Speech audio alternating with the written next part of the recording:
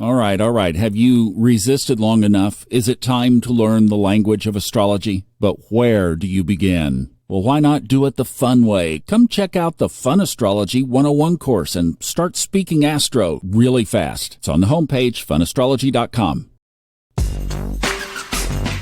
It's Hump Day on the Fun Astrology Podcast. Thanks for stopping in, Thomas Miller, and we're going to probably be pretty quick today because we have one aspect that for a lot of you by the time you hear this will have already happened on June 12th here, midweek, and it's at 6:47 in the morning Eastern Time. Mercury, the planet of mind and communications and travel, is in a square aspect to Saturn. It's a lot like what we talked about yesterday, and if you didn't hear yesterday, I am bringing all of yesterday's episode forward, so just combine it with this one and realize that these are almost one and the same, as yesterday Mars and today Mercury are in square aspects with the karmic blues brothers. Yesterday it was Pluto, today it's Saturn. So continuing on the heels of yesterday's big aspect, which was at about 9:20 in the morning, Mars squared Pluto yesterday.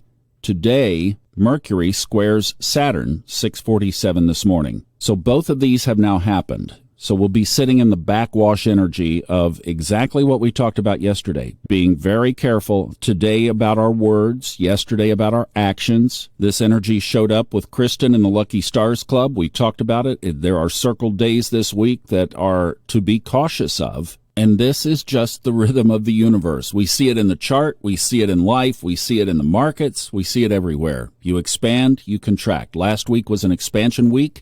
This week is a pause week, or a contraction week, or a cautious week. And I know a lot of you don't follow the markets, but just think about whenever you see a big move in the market, if you pay attention to the charts even a little bit, what happens after a big move? It's the same thing that happens with an animal after they have a big meal in the wild. Look at the cow in the pasture, eating its grass, and then what does it do? It lies down and digests it. You know, I think we miss something here because in our go-go-go society, we don't do that enough. I watch these drivers out here in California and just laugh. I sit back, usually in the right lane, and let everybody go zooming by, or you try to go find something in a parking lot and somebody comes whizzing around you and, slams in, and you just look and you go, wow, such a hurry. It's almost like somebody's chasing them. Maybe that's something about out here that I don't know about yet.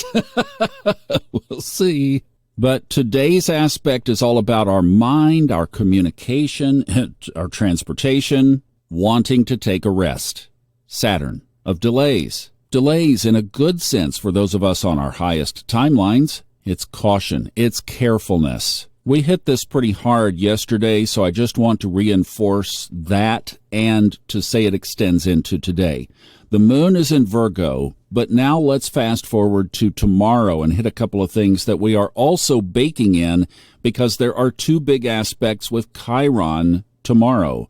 One is the sun. That's at 2:24 in the morning, so see, we're in that all day today, getting stronger and stronger.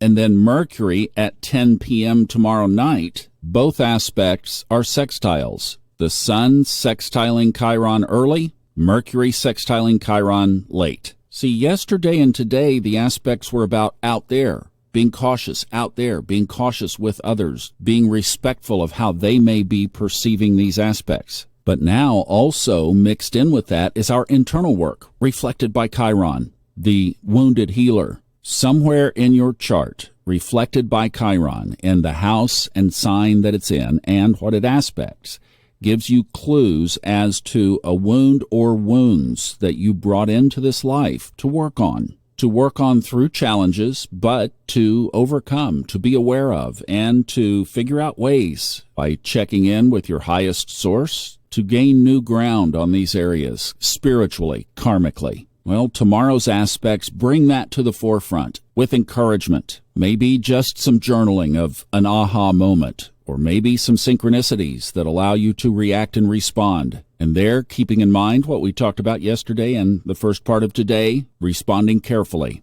realizing that the universe's plan with tomorrow, because these are sextiles, lighter, more playful growth. And look, I know a lot of us, myself included, we're tender right now. We've been through something. We've had a loss. There's a gap, a hole, a void. These sextiles with the Sun and Mercury to Chiron tomorrow are just telling us that it's kind of a big hug, if that's the case. Yeah, we still have to work on our wounds. We still have to heal. We still have to address those issues. They'll be with us. It's the human journey. But I think this energy that we're in with this, if we go inside today and tomorrow, and this is impactful enough to last through the weekend as well, we have the opportunity to have some really beautiful moments with the universe. So we're being careful with the squares. We're realizing there's just a lot of karmic stuff going on right now. Saturn and Pluto are all about karmic work. So is Chiron. The Saturn-Pluto squares are challenging. The sextile with Chiron is encouraging. So I'm going to go with the keyword and the theme of these several days now of cautious progress. Oh my, I think the biggest thing is to just not overly respond right now. Take a pause in everything. Be a little distant. Be a little bit more into yourself so that you can formulate proper responses when you need to. And then do some internal work, because I think there will be a voice whispering in your ear, a favorable one.